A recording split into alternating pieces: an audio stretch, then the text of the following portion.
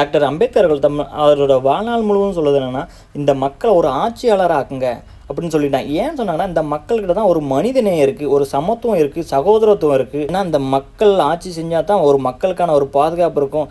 இந்த மக்களுக்கு பாதுகாப்பு இருந்தால் தான் இந்த நாட்டிற்கு ஒரு பாதுகாப்பு இருக்கும். ஒரு மனித நேயம் நிறைந்த மக்கள் இந்த மக்கள். அதனால் ஒரு ஆட்சி அதிகாரத்தை இந்த மக்கள்கிட்ட கொடுங்கன்னு சொல்லி அவர் வாழ்நாள் முழுவதும் ஒரு முழக்கமாக அதை சொல்லிக்கிட்டு இருந்தார். டாக்டர் அம்பேத்கர் அவர்கள் சொல்லி இத்தனை நூற்றாண்டு காலம் ஆகியும் அதை இப்போ வரும் நம்மளால் சாத்தியப்படுத்தமுடியல. அது ஒரு சாத்தியமாக நிகழமில்லை. இந்தியா முழுவதும் இது வரைக்கும் சாத்தியமாகலை, சாத்தியப்படுத்த முடியல. அந்த அளவுக்கு தான் இருக்குது இங்கே ஒரு அரசியல் கோட்பாடும், ஒரு சமூக நீதியும், ஒரு சமத்துவமும், ஒரு ஜாதிகள் நிறைந்த ஒரு அரசியலாக தான் இன்னும் இந்த மாதிரி இந்தியா நிலையில் இங்கே ஒரு ஒடுக்கப்பட்ட சமூகத்திலேருந்து ஒருத்தன் எந்திரிச்சு அது படித்து ஒரு அதிகாரத்துக்கு வரங்குது. எவ்வளோ பெரிய ஒரு அடக்குமுறைக்கு எதிராக நிற்கிறதும், ஒரு ஆதிக்கத்துக்கு எதிராக நிற்கிறதும், மக்களோடு மக்களாக நின்று அவரோட வழியை எடுத்து சொல்லதும், அவங்களோட வழியை தாங்கி நிற்கிறதும், இத்தனை அடக்குமுறை ஒடுக்குமுறைகளும் இருந்தும் அதையும் மீறி ஒரு தலைவன் உருவாகுங்கிறது அது எவ்வளோ பெரிய சாத்தியமானது. அப்படி உருவான தலைவனை ஒருத்தர் 2 பேர் இல்லை, அதுவும் ஒரே கட்சியில் இல்லை, பல கட்சிகள் சேர்ந்து பல பேர் திட்டமிட்டு பல வருடங்களாக திட்டமிட்டு மிகப்பெரிய படுகொலை செய்து வந்துட்டு இந்த பல கொலைகள் தொடர்ந்து அண்ணன் ஆம்ஸ்ட்ராங் அவர்களை கொலையை நீங்கள் சாதாரணமாக எடுத்துக்கூடாது. ஏன்னா இந்த கொலையில் ஒருத்தர் 2 பேர் மட்டும் சம்மந்தம் இல்லை.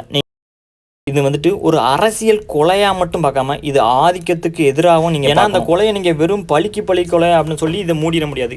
ஏன்னா போலீஸ் வட்டாரத்தில் இந்த மாதிரி தான் சொல்லிக்கிட்டு இருக்காங்க, இது பழிக்கு பழி கொலை, இது ஒருத்தரோட பகை, அதனால் மட்டும் இதை அப்படியே சுருக்கிவிட முடியவே முடியாது. ஏன்னா இவர் என்னன்னா ஆம்ஸ்ட்ராங் அண்ணன் பார்த்தீங்கன்னா ஒரு ஆதிக்க சமூகத்துக்கு எதிராகவும் அதிகாரத்துக்கு வர்க்கத்துக்கு எதிராகவும் ஒரு அடாவடித்தனத்தை, அதாவது வட சென்னையில் பார்த்தீங்கன்னா யார் என்னது நடந்தாலும் ஒரு நல்லதோ கெட்டது நடந்தாலும் ஒரு ஆம்ஸ்ட்ராங் அவர்களை தாண்டி அங்கே நடக்க முடியாது.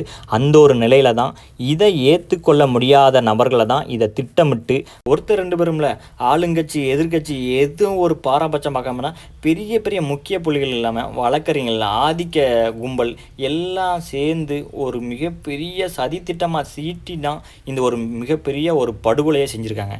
கொலையில் இடத்துலையும் பார்த்தீங்கன்னா முதல் இடத்துல என்ன சொன்னாங்கன்னா பழிக்கு பழினாங்க. அப்படியே அதுக்கடுத்து பார்த்தீங்கன்னா இந்த விசாரணை நடக்க பார்த்தீங்கன்னா இதில் பெரிய பெரிய முக்கிய புள்ளிகள்லாம் இருக்கிறாங்க. கண்டிப்பாக அந்த ஆதிக்க கும்பலை தமிழக அரசு இரும்பு கடன் கொண்டு அடக்கணும். ஏன்னா இது பெரும் தொடர்ச்சியாக நடந்துட்டு இருக்குது. ஏன்னா இது மாதிரி ஜாதிய கொலைகள் தென் மாவட்டத்தில் தான் அதிக அளவு நடந்துருச்சு. இது சென்னையில் இது ஒரு புதிய உருவமாக எடுக்கிற இது மிகப்பெரிய ஒரு ஆபத்தாக போய் கண்டிப்பாக முடியும். ஏன்னா அதுலேயும் பார்த்தீங்கன்னா இது கூலிப்பட கலாச்சாரம் இது வேரோட அறுத்து எறியணும். இந்த கூலிப்படையோட அட்டுழியம் நாளுக்கு நாள் அதிகரிச்சு தான் இருக்கு. ஏன்னா இது தமிழக அரசு ஒரு தனி கவனம் செலுத்தி இது கடுமையான தண்டனை வழங்கணும். ஏன்னா இது போன்ற செயல் மேலும் பரவாமல் பார்த்துக்கணும். இதை திருநெல்வேலி மாவட்டத்தில் நடந்த அண்ணன் தீபக் அவர்களின் கொலை வழக்கிலும் சரி மிகப்பெரிய பணம் நடமாடிக்குன்னு சொல்கிறாங்க. இப்போ வரைக்கும் அது யார் பணம் கொடுத்தா, அது கூலிப்படையோட தலைவரை யாருன்னு சொல்லி இப்போ வரைக்கும் எந்த ஒரு அறிவிப்பும் இல்லை, எந்த ஒரு இதுவும் இல்லை. ஆம்ஸ்ட்ராங் அவரோட கொலை வழக்கு சிபிஐ விசாரணும். அப்படி இல்லை சிபிஐ விசாரணை கொடுக்கல அப்படின்னா தமிழக அரசு இதை ஏற்று நடத்திட்டு இருக்கு. இப்போ தமிழக அரசு துரிதமாக செயல்பட்டு இதில் யார் இருக்கான்னு சொல்லி இதோட முக்கிய குற்றவாளிகளை, உண்மையான குற்றவாளிகளை கைது பண்ணணும். அப்படி இல்லைன்னா தென் மாவட்டம் மாறி சென்னையும் ஒரு கலவர பூமியாகும், ஒரு ஜாதி வெறி பிடிச்ச ஒரு ஜாதிய கொலைகள் இன்னும் நிறைய நடைபெறுத மாதிரியும் ஆகிரும். அதனால் ஒரு முக்கிய குற்றவாளி இந்த கொலைக்கு தான் இதோட கடைசி இதாக இருக்கணும்.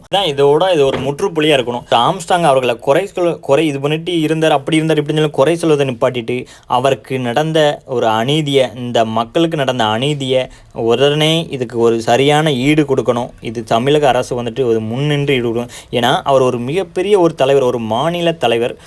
அதுவும் இல்லாமல் அவர் மீது எத்தனை ஒரு அன்பு இருந்தால் இத்தனை அவரோட நினைவு நாளுக்கு இத்தனை மக்கள் கூட்டியிருப்பாங்க. நீங்கள் என்னதான் எதிர்மறையான விமர்சனங்களை வச்சாலும் இப்போ அவர் நிகழ்காலத்தில் ஒரு இறந்த காலத்தில் எப்படி வேணால் இருந்துக்கலாம். இப்போ நிகழ்காலத்தில் ஒரு அம்பேத்கர் வழியில் ஒரு புத்த நெறிகளை கொண்டதும், ஒரு புத்த நெறியை ஏற்றுக்கொண்டும் பல இளைஞருக்கு ஒரு வழிகாட்டியாகவும் அப்படி இருந்த ஒரு நல் மனிதராக இருந்த ஒரு நல்ல தலைவராக ஒரு ஒடுக்கப்பட்ட மக்களோட ஒரு தலைவராகவும் ஒரு சென்னை ஒரு அடையாளமாகவும் இருந்த ஒரு தலைவரை இழந்துட்டாங்க. அந்த மக்களோட இழப்புக்கு இந்த தமிழக அரசு தான் அது ஈடாக அந்த குற்றவாளிகளை உடனே உடனே ஒரு கடுமையான தண்டனை வழங்கணும்.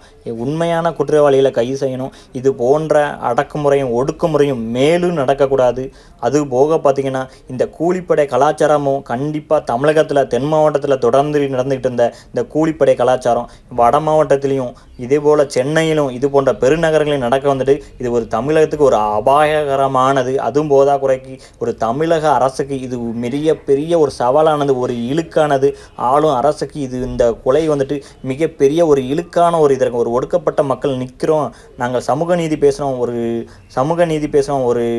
பொது உடைமை பேசுகிறோம், ஒடுக்கப்பட்ட சமூக மக்கள் மத்தியில் நிற்கிறோம். ஏன்னா அந்த பெரும்பான்மையான ஒடுக்கப்பட்ட மக்கள் எல்லாமே இந்த ஆளுங்கட்சிக்கு ஒரு ஆதரவாக நிற்கக்கூடிய இருக்கிற நிலையில் இப்படி ஒரு சம்பவம் நடந்துக்கு வந்துட்டு ஒரு தமிழக அரசுக்கு வந்து ஒரு மிகப்பெரிய இழுக்கு. இதை வந்துட்டு தமிழக அரசு ஒரு இரும்பு கரங்கொண்டு அடக்கணும்.